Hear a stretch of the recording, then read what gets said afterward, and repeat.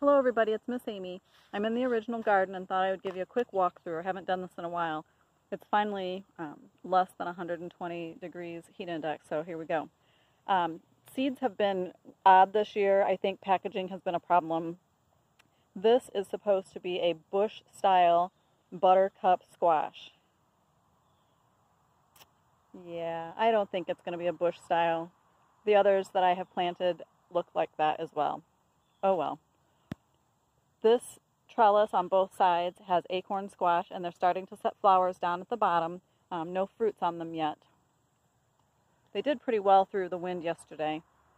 The next couple of trellises have a small spaghetti squash on them. I grew these a couple of years ago, and they were really nice.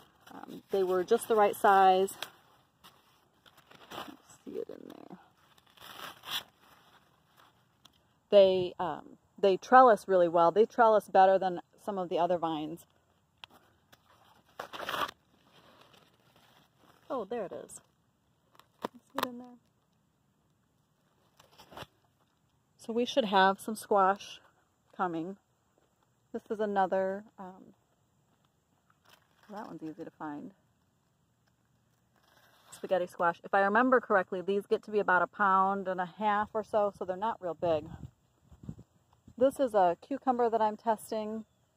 It is self-pollinating, and they're very expensive, so I'm trying them out to see if they are worthwhile to do early and late in the season when there are less pollinators, but actually get fruit from them.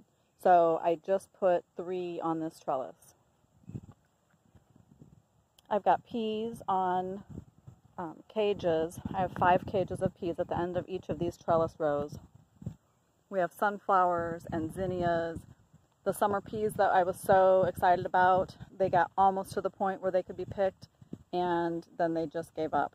I couldn't water them enough to keep them going through all of the heat. We tried. More sunflowers, some more flowers, some multi-branching sunflowers. We should have a good crop of flowers for the weekend. Here's a small patch of beans that I put in.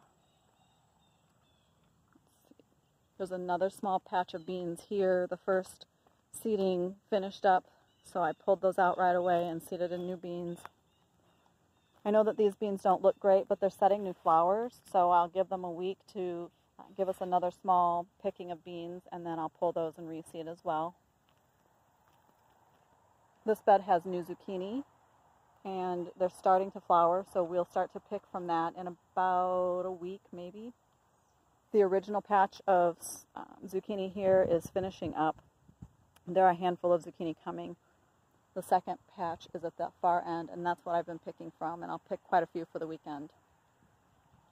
The summer squash are doing great. There's again 3 different seedings in the garden here. These are beets. This bed is getting thinned out, so we'll probably pull some of these beets for the weekend. Cucumbers are back and doing better than ever. That's a 6-foot tall trellis. It's 12 feet wide. This patch was seeded in early, and then the next one went in 2 weeks later, and they're just almost the same size. But there's nice cucumbers in here that we'll be able to pick for the weekend.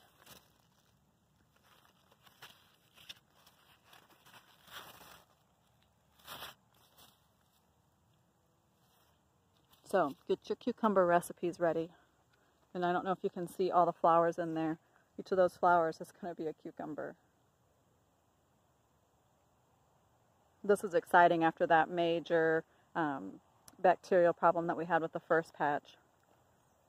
Here are a couple more summer squash. These are fall onions, and they're doing really nicely. This is our next patch of carrots that we'll start pulling in a couple of weeks. This is a fall patch of carrots. There's actually a golden variety here that's new, and then this is the regular short and sweet. I have a small patch of some nice looking beets. Here's another one of those Bush Buttercup squash, which is not a bush. There are little beets coming in this bed. This trellis has some peas. grape tomatoes. Here are the or cherry tomatoes, I should say, not grapes this year. This is another 12-foot trellis with 2 grape tomato plants on it. Mary and I got them thinned up on Monday, and they're doing great. They have been able to ripen up a lot faster now that they have better light and better air. And I've been watering them. I put some compost at the base again, and there are oodles of cherry tomatoes in there.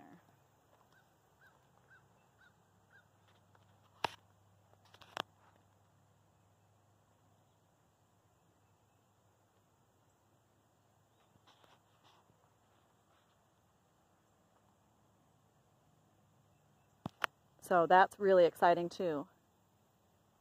Gosh, look at that. They're everywhere.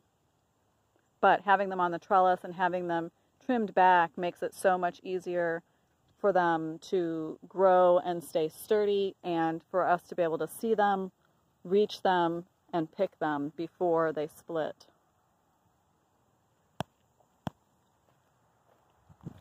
So that's it in a nutshell in this garden. Squash, squash, squash.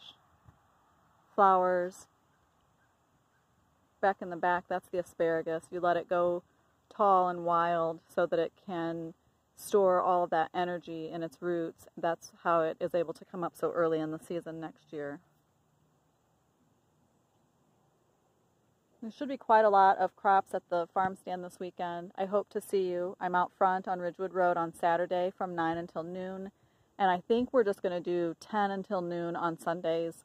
That last hour is fairly unproductive, and it also cuts into time that I could be pruning, trimming, watering, canning, all of those kinds of things. So we'll just do 10 until noon on Sunday. And as always, if you need something, want something, and it's not a farm stand day, just get in touch with me and let me know what you'd like and when you'd like to coordinate getting it, and we can see what we can work out. Thanks so much for watching. I hope you're having a good day, and I will see you soon. Bye.